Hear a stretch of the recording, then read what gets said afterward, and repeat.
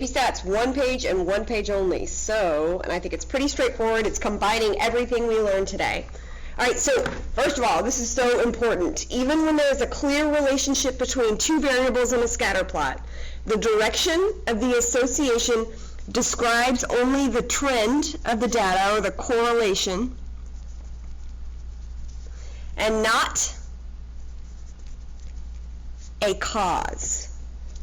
So what this is saying is that correlation does not imply causation. Basically, when you have two variables that obviously have a relationship, that's a signal to look into it more. It does not ever mean that there is a cause. One causes the other. We cannot say that without an experiment. So, correlation does not prove causation. Correlation does not prove causation. Correlation does not prove causation. I got myself all tripped up. You cannot say that one causes the other because they're correlated. You have to do an experiment to prove that, which we'll talk about in 2 units. All right, let's talk about describing scatter plots. So remember when we described distributions? When we looked at histograms or dot plots or whatever, how do we describe a distribution? What 4 letters do we look for? Sakov. Shape, outlier, center, variability. Go ahead and name me 2 measures of center. Go ahead and name me 3 measures of variability. Thank you. I appreciate you all very much. All right. Remember to use context when describing scatter plots. It's so easy to lose a point on the AP free response if you don't talk about what the problem is addressing in the real world. And that's the whole point of statistics, right? These numbers don't mean anything if we're not looking at the context around them. All right, so here's how we describe scatter plots. Number 1, there is a strong, moderate, or weak. You select the one that applies, comma, positive or negative, comma, non-linear or linear relationship between the explanatory variable, which is x-axis, and the response variable, which is the y-axis. So that's the main chunk of the sentence, right? There is a strong, positive, linear relationship between number of hours I sleep and the peppiness of my videos. All right, so if there is no relationship at all, then you go to number 2. So you use 1 or 2, not both. 1 or 2, but not both. You could say there is no relationship between the explanatory variable and the response variable. If there is a relationship, you use number 1. If there's no correlation, you use number 2. Number 3, there's a potential outlier with an explanatory variable value at x and a response variable value at y. This is basically saying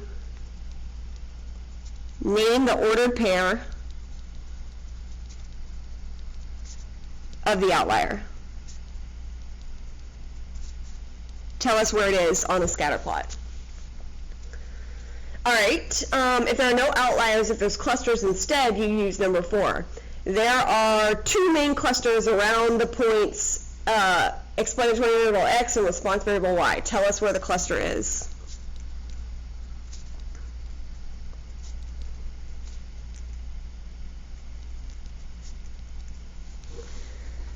All right, so let's go ahead and describe the following scatter plot. So what I want you to do first is take a look at this and see if there's any relationship at all.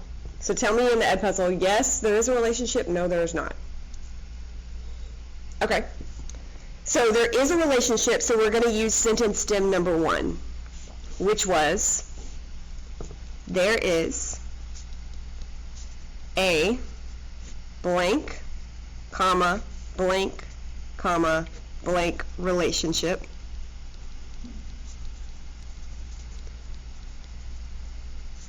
between x and y. All right, so let's fill everything in. What do you think? Strong, moderate, or weak?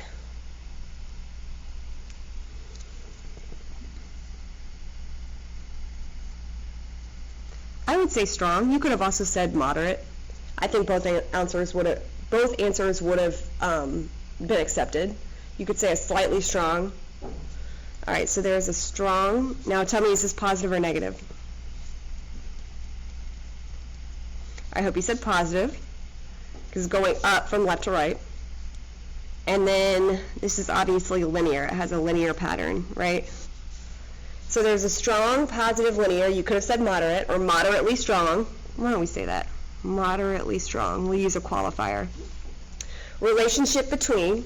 Now, which one's my x value? All right, between average daily temperature and number of visitors. Number of beach visitors. All right, so does this mean for sure that there is causation between daily temperature and visitors? The average daily temperature causes the number of visitors to the beach. No, because correlation does not imply causation. We need an experiment to say that. All right, so do you see any potential outliers? Let me draw this line a little bit better. All right, so here's the tricky part with outliers with respect to scatter plots. Outliers are points that don't follow the form. So you could have a really high number all the way up here, but do you see how it's in line with that linear form? It follows that line exactly. So that's not an outlier. What an outlier is a dot that's furthest away from the line. So here is my potential outlier. See how it's furthest away from that line that we drew, the line of best fit, which we'll learn about later. All right, so let's use, there's no clusters, so we're going to use sentence stem 3. There is a potential outlier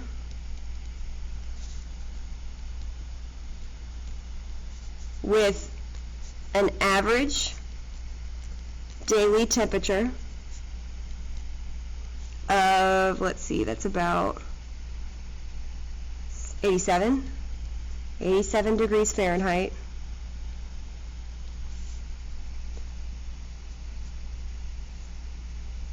And I would say maybe that's like 125 and 125 beach visitors.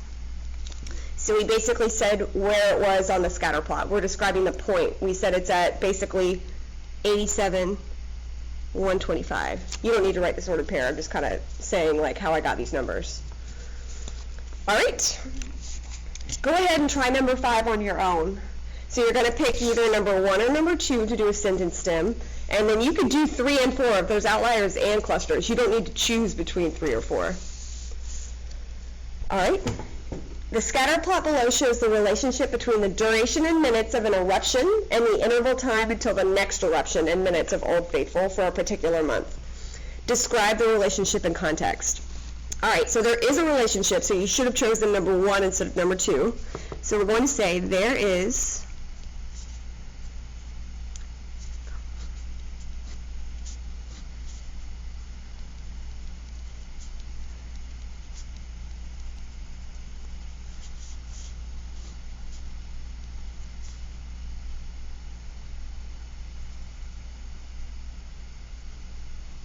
all right, and you don't have to put these blanks, you can just write the sentence, I just want to talk about them together. All right, there is a, I would say that's moderate, moderately strong, again the same as before, moderately strong. If you said strong or moderate, I'm good with it. Positive, because it's going up from left to right. And linear, because it's obviously forming a line. I know it's got 2 clusters, but we're just going to mention that in the next sentence. But if I can draw a line through it, and it looks like most of the data follows that form. All right, there's a moderately strong positive linear relationship between duration of an eruption and the interval of time until next eruption. Oh, I wish I could spell. That would make my life easier. Until till next eruption. All right. All right, obviously I hope you said that we've got two clusters. There are two main clusters.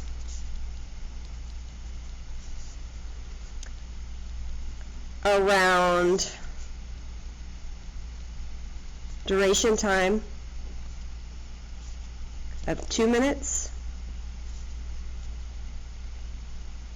and duration time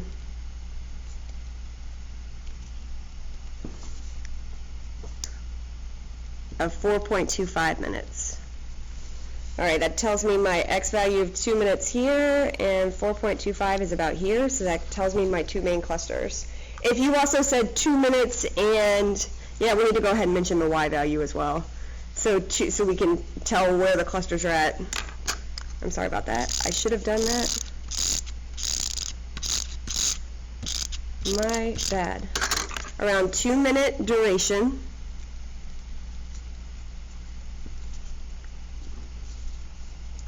And 60-minute interval. So that tells us the cluster is right here. And 4.25 minutes duration.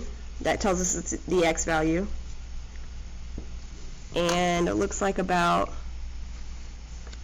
95 minutes interval time. All right, so that tells us exactly where on the graph these two clusters are. All right, you may have said there are a couple potential outliers, and that's great. I would say maybe these two up here, these two, this one, any that are really away from the line, you could say that's a potential outlier. But, I mean, I would say that they're kind of involved in these two clusters. But if you mention them, that's great. All right. There is a Khan Academy on describing where you go through these sentences and mention the outliers, the clusters, and then the three descriptors, form, direction, and strength. That's it.